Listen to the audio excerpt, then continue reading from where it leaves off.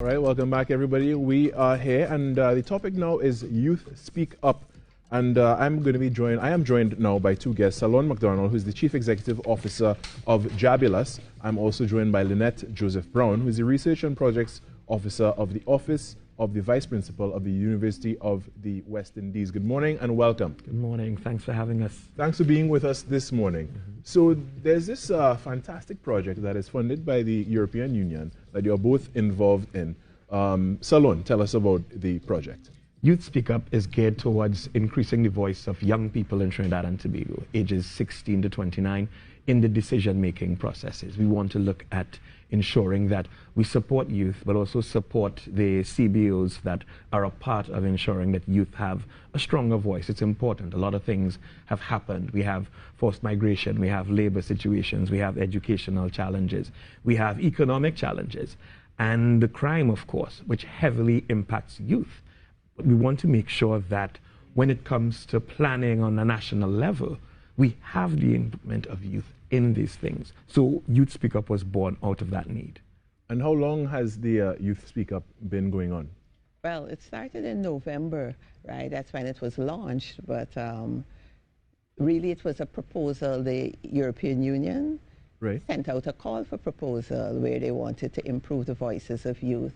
And the University of the West Indies, as the lead coordinator, was awarded this project. But when you apply for these projects, you have to have co-applicants, partners. Yeah. So Jabulous is one, the Coalition Against Domestic Violence is another, and the Rotary Club of St. Augustine also. So we all come together to get this done. Yeah, you know, and that's the thing, partnership and really teaming up to get That's right. projects and initiatives pushed forward and getting as many people involved as is possible. Now, when it comes to the initiative itself, the youth are the ones that hold the keys to the future. Correct. And there's so much that the youth need to be involved in, but oftentimes we have seen that the youth's voices aren't taken as seriously.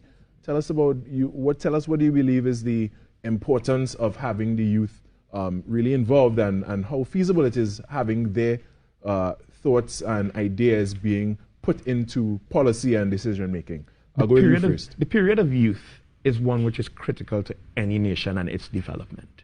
Youth are not just the future, youth are the now. So those who are being educated, those who are now entering the workforce, those who are just starting to understand their contribution to the national landscape. It's critical to be able to plan for that. The succession of any nation depends heavily on youth. And if there is no consultation, if there is no input of that youth voice, then we'll find ourselves having systems, having policies that do not include the genuine concerns of youth. So it means that going forward, you won't be able to support them, you won't be able to get the voice, you won't be able to understand what are the needs. And if you don't understand the needs, then you won't be able to effectively plan on how you're going to involve youth and how you're going to literally hand over the nation. Very true, and I want to throw this out to you, Lynette. Has it not been seen that you know, the powers that be and authorities that are already in place just follow their regular status quo and not think about the future and legacy planning? But you see, that's the thing I wanted, you know, you hit the nail on the head. Actually, I think that very often our research shows that they try to include youth, right? But it's mostly like a place at the table.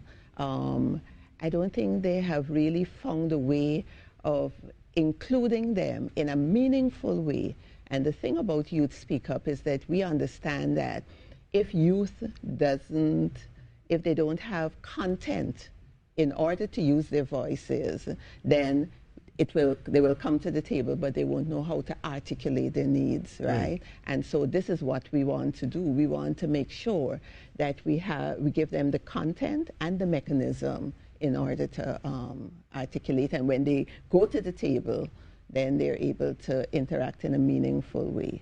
Because there are many places where they've actually included youth, you know, right? But very often the research says that even the people who do it say that they don't get the engagement that they want. Is it that the environment that currently exists doesn't seem to be, well, friendly and welcoming to the youth, that they could actually feel comfortable to be engaged? I think so, you know. You know, I mean, I'm an old person myself, right?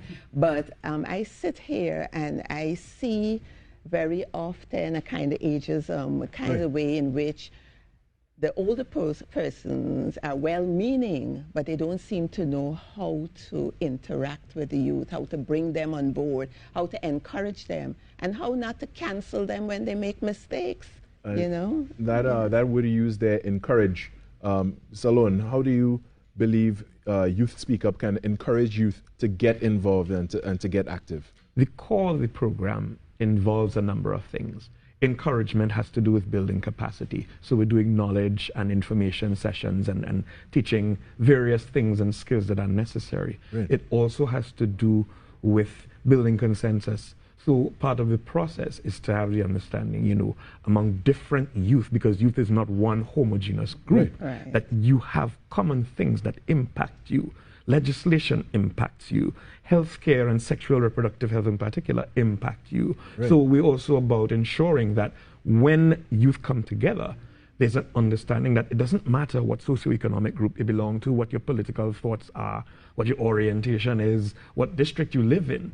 There are things that affect you. So being able to encourage and support in that way is one of the things that's going to build that. We also have the ability to ensure that what you learn is useful to you. So we have community projects where youth are going to be encouraged and engaged to utilize the skills that they learn, because it makes no sense me giving you the tools to do something but not providing you the avenue to be able to utilize it. Of course. Good. Of You course. have to be able to get better, you have to be Right. able to practice, and you have to be able to understand that you are validated by being able to show to other youth as well that this How to process move that you forward. went through, Unfortunately, you that move is forward. unfortunately that's all the time we have for now. We have a sharp cut for the news at the top of the hour. And I thank you both for joining us this morning. And you can get more information if you reach out.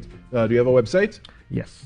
Well, it's sta.uwi.edu/YouthSpeakUpTT. All of our social media handles, Youth Speak Up TT. All right, and you know the youth are very familiar with social media, so reach out on social media or the website. We now take a break to go to the top of the hour with the news at 7. We'll be back after that.